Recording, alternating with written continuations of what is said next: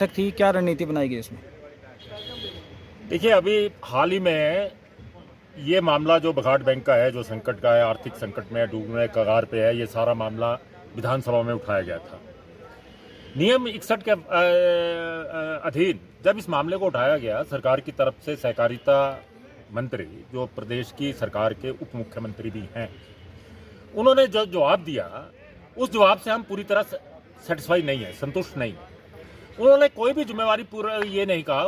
इस बैंक ने सरकार से कहा कि वो 50 लाख की फंडिंग हमको करे, जिसको उन्होंने पूरी तरह से नकार दिया।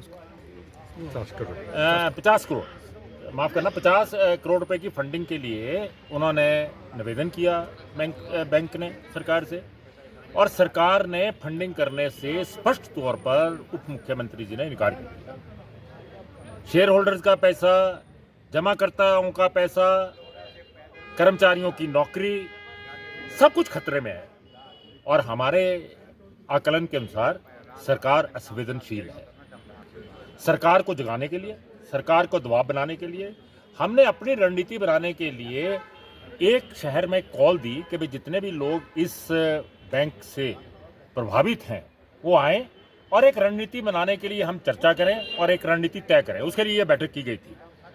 हमने ये बात तय की है कि हम इस मामले में आगे बढ़ेंगे, जो करना जरूरी है वो हम करेंगे।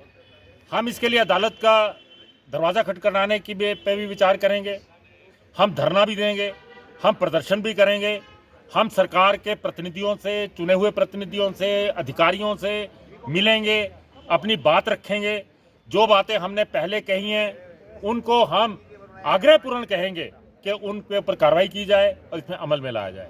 अभी फिलहाल जो बिल्कुल हमने तय किया है कि हम 18 दिसंबर को 11:30 बजे बैंक के सामने एक धरना देंगे संकेतिक, और उस संकेतिक धरने में हम मांग करेंगे कि बैंक सब बातों पे पर्दा न डाले। जो बैंक की स्थिति है वो जग जाहिर हो चुकी है, इसलिए वो बताए कि कौन से ऐसे डिफॉल्टर हैं जिन्होंने बैंक के पैसे देने हैं, और जो बिल्कुल ही आज इस कगार पे उन्होंने लाकर बैंक को खड़ा कर दिया है कि बैंक डूबने के कगार पे है। हमें यह बताया जाए कि जो बैंक का पैसा डूब रहा है, वो पैसा जब उनको दिया गया था, ऋण दिया गया था, तो किन अफसरों ने उसको सैंक्शन किया है, उस समय तत्कालीन बोर्ड ऑफ डायरेक्टर्स में कौन लोग थे। इस सारी बातों को, इस सारी सूचनाओं को सार्वजनिक करे बैंक। ये हमारी उनके ऊपर प्रमुख मांग रहेगी कि हम उनके ऊपर दबाव बनाएं, और हम बैंक से ये भी कहेंगे कि उनकी लिस्ट जो है हमारे को तो दी जाए। इसके अलावा भी वो जो लिस्ट है वो प्रचार माध्यम से, न्यूज़पेपर के माध्यम से, सोशल मीडिया के माध्यम से सार्वजनिक की जाए, क्योंकि हमारा इसमें मानना है कि भाई इन डिफॉल्टर्स के ऊपर जो कानूनी शिकंजा है वो तो कतई होना चाहिए।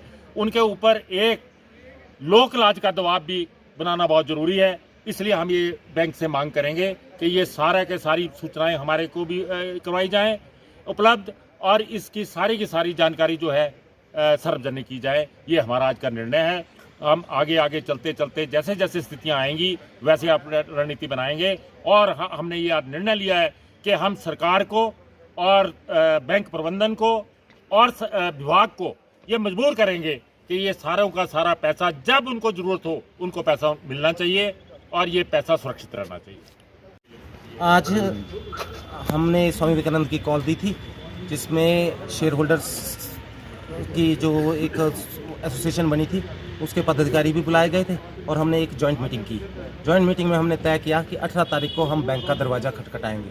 80,000 धारकों का पैसा जिन डिफ़ॉल्टर्स ने खाया है उनकी लिस्ट की मांग करेंगे बैंक से, और बैंक पे दबाव बनाएंगे कि जो लिस्ट जल्द से जल्द हमारे को प्रोवाइड कराई जाए डिफ़ॉल्टर्स की, और उस लिस्ट को सार्वजनिक करके मीडिया में भी दिया जाए, और ढोल नगाड़ों के साथ उनके पास वसूली के लिए जाया जाए।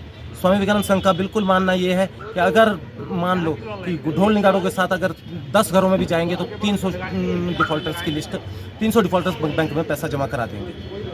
हमने 18 तारीख को एक धरना देने का फैसला किया है। हम डीसी को भी ज्ञापन देंगे। हमारी एक जॉइंट वेंचर कमेटी बनी है शेयर होल्डर्स के साथ भी। हमारे साथ आज देवभूमि क्षत्रिय संगठन के रूमित जी भी ज्वाइन करे हैं। इनका भी काफ़ी पैसा बैंक में है और इनकी एसोसिएशन के भी काफ़ी लोग हैं। तो आज 3 एसोसिएशन इसमें साथ आई है और हमारा ये मानना है कि आने वाले टाइम में ये काफिला बढ़ता रहेगा।